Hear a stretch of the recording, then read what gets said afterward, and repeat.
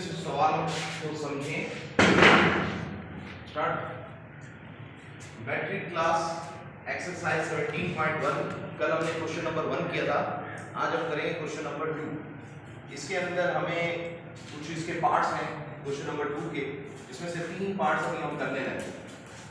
इसके अंदर है कि set of all rational numbers. Rational numbers क्या होते हैं? P/Q फॉर्म नंबर, 3/4, 5/6, 7/8, इस तरह के नंबर्स को हम रैशनल नंबर्स कहते हैं।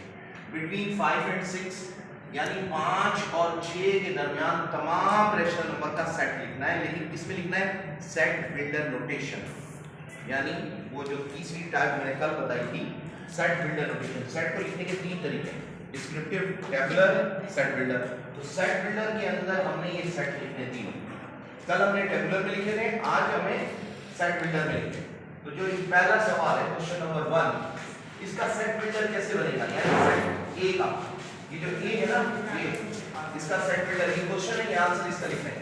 A set of all rational numbers between 5 and 6, 5 और 6 के दरमियान तमाम रैशनल नंबर।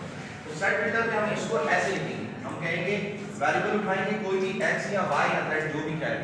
तो हमने x उठा लिया, तो हम कहेंगे x, जबकि x whereas x belongs to the rational number। Rational number के लिए निशानी जो है वो है q, उसकी साइन है सेट नंबर्स की, रैशनल नंबर्स की जो निशानी है, साइन है, वो है q। x whereas x belongs to the rational numbers and, ठीक है ना, इसके दरमियान होना चाहिए 5 और 6 के दरमियान तमाम रैशनल नंबर्स। तो हम कहेंगे 5 is less than x, x is less than 6। इसका मतलब होता है 5 और 6 के दरमियान।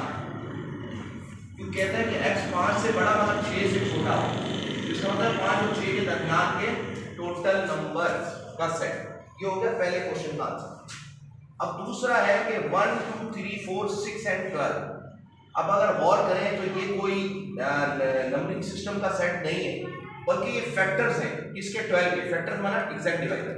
तो इसका फैक्टर 12 का पहला फैक्टर 1 होता है, फिर 2 3 4 6 एंड 12, ये सारे फैक्टर्स 12 के हैं।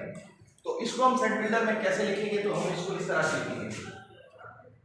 बी का जवाब हम लिखेंगे y where is y belongs to, किसमें से belongs to नहीं, y बस, ठीक है, या नेचुरल नंबर कर दे सब, y नेचुरल नंबर्स एंड, ठीक है, हम कहें कि x is all factors of 12, factors of 12।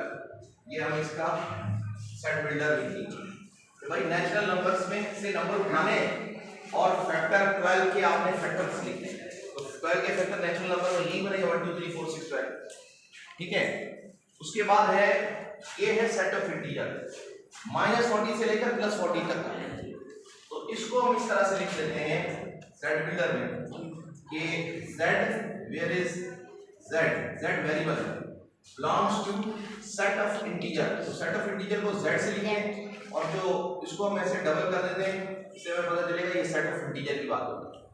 और फिर एंड करके हम लिखते हैं कहां से? -40 से लेकर, ठीक है, -40 लेस देन और equal to x and x less than और इक्वल टू प्लस का 40।